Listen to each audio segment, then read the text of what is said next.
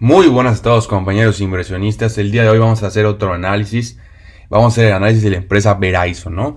Verizon, para que los que no saben, es básicamente, se podría decir que es como una especie de Telmex slash Telcel, nada más que en Estados Unidos, ¿no? Compite directamente con AT&T, tiene telefonía celular y tiene el servicio de internet, ¿no? Tanto para clientes empresariales, o sea, para empresas, o sea, tiene paquetes para empresas, igual tiene los paquetes que normalmente conocemos para el usuario común, ¿no? Verizon es una empresa muy interesante porque ahorita en toda la situación y toda la evolución que estamos viendo está basada en lo que viene siendo la red 5G. Y es que supuestamente esta red trae muchas mejoras tecnológicas comparadas con lo que ha traído a lo mejor la 4G en su momento, ¿no? Entonces, estamos hablando supuestamente de una revolución tecnológica en ese aspecto. Es decir, el impacto tecnológico que va a tener la red 5G debe ser mucho mayor de lo que hemos visto anteriormente. Pero esto obviamente no lo sabemos hasta el momento y obviamente ahorita estamos en etapas iniciales, ¿no? Ahora te voy a explicar igual eso, porque la red 5G y todo lo que conlleva los beneficios, pues los vamos a ver en un periodo entre 5 a 6 años, dependiendo de cómo esté la economía y la velocidad de instalación de la red, ¿no? Pero bueno, esta idea, como les comenté, está en el portafolio y surge viendo en Datoroma, estuve checando portafolios como siempre checo y vi que Warren Buffett invirtió en esa empresa. Entonces me hizo curioso, dije, vamos a investigar a ver qué es lo que está viendo Buffett. Entonces vamos a entrar al análisis, ¿no? Ahora, como pueden observar, en los 5 años anteriores, la verdad, Verizon ha tenido un bastante rendimiento bastante malo. De hecho, es un 27% en 5 años. Estamos hablando de entre un 4 y un 5% anual, que comparado con otras empresas que hemos visto y comparado inclusive con el mercado, es realmente bastante bajo. Además de esto tenemos el rendimiento de los dividendos, que debe ser de un 3 o un 4% el yield. Ahorita lo vamos a checar. Entonces, pues ha estado con el mercado, ¿no? Si tenemos un 4% de apreciación de capital más un 4% de dividendos, pues bueno, un 8% lo que el mercado ha retornado en promedio en los últimos años, ¿no? Entonces, es una empresa que, ¿cuál es el problema que veo yo? Que ahorita lo vamos a ver en ventas. O el problema que veía yo y por cual no me interesaría normalmente invertir en esta empresa. Es que es una empresa que ya está muy grande y ya acaparó el mercado en el sentido de que tanto Verizon como AT&T y a lo mejor T-Mobile pues son los que dominan el mercado americano, ¿no? Y la competencia es muy brusca, requiere mucho capital y ya no es un mercado creciente, ¿no? A diferencia de, por ejemplo, Adobe, que vemos que ha estado creciendo sus ventas y a lo mejor la siga creciendo, pues esta empresa, como pueden observar, las ventas han, de hecho, creo que han decaído, ¿no? De 135 a 120, de 131 a 128, sí, han estado bastante estables, pero no había un aumento real en las ventas, ¿no? Entonces, eso es lo que pasa normalmente con este tipo de empresas que ya no tienen crecimiento. Normalmente solo con ver esta gráfica de ventas, pues ya no entra como una idea de inversión realmente, ¿no? Porque tenemos empresas que tengan crecimiento más que nada, porque si no, hay que recordar que el tiempo es una ventaja para un buen negocio. Y en un negocio que está creciendo, pues el tiempo nos da ventaja, en el sentido de que mientras más tiempo lo tengamos, pues más va a crecer. Y por tanto, por más que se contraiga la evaluación, pues vamos a seguir teniendo rendimientos. En cambio, ese tipo de empresas que realmente están así como atoradas, como estagnadas, pues no hay mucho que hacer, ¿no?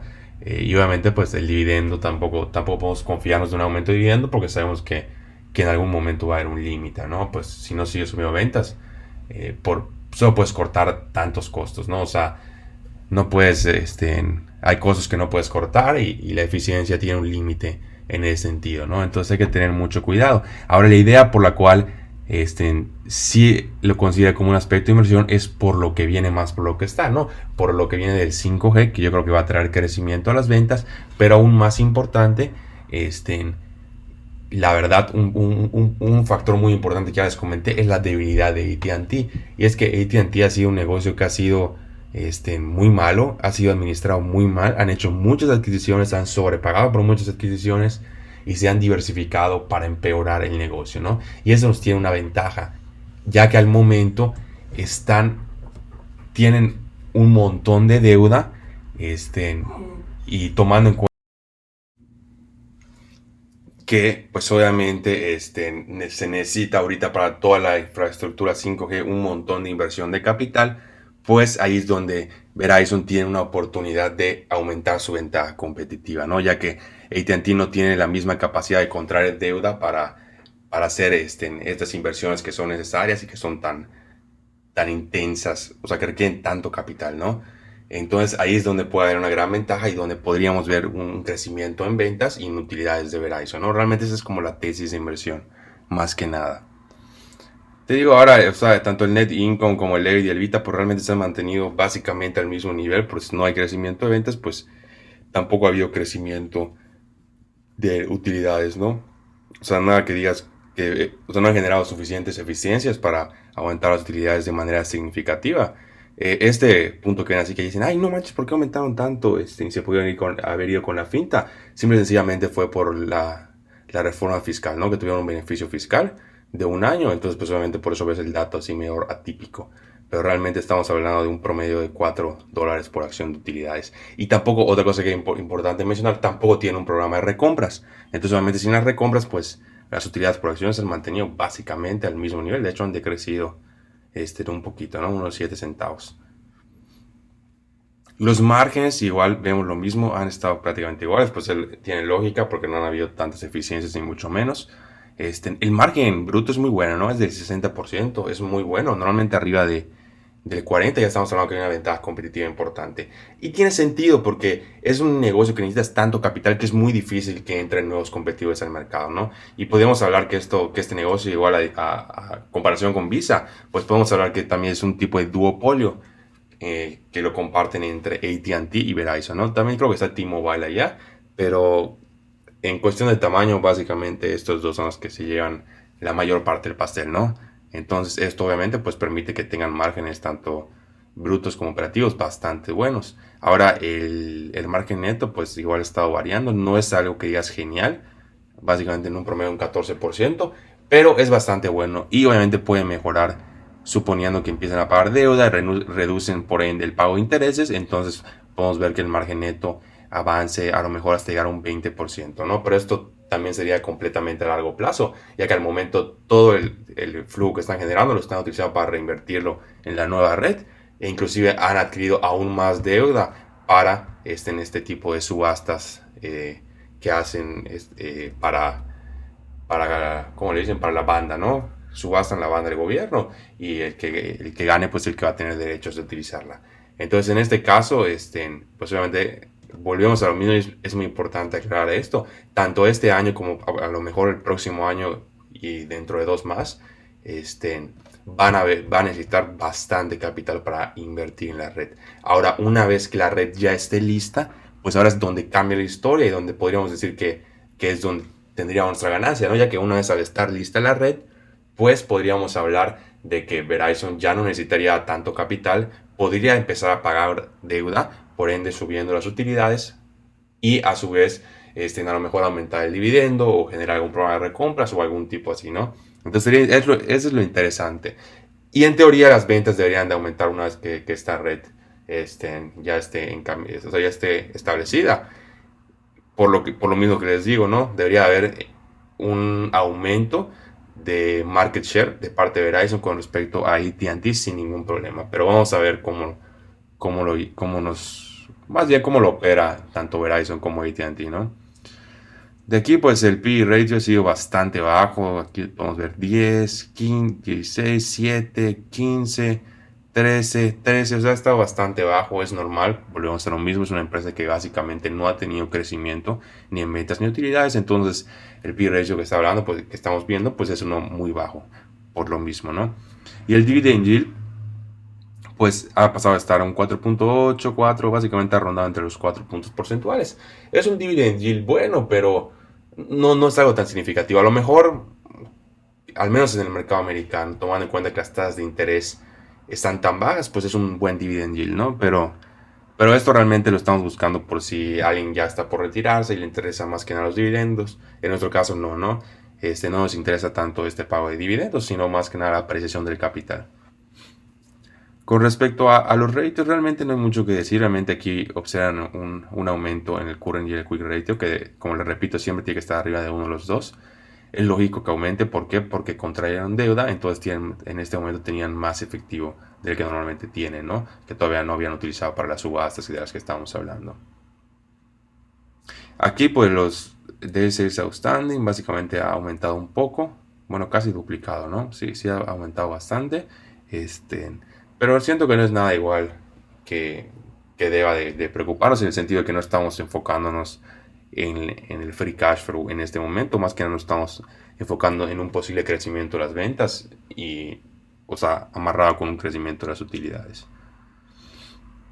De aquí, ¿qué más nos interesa? Bueno, podemos ver aquí cómo ha evolucionado la deuda a través de los años. Vemos que en este momento se tenía todavía mucho más deuda en relación al capital contable y cómo ha ido bajando. Sin embargo, esperamos que en los próximos años suba.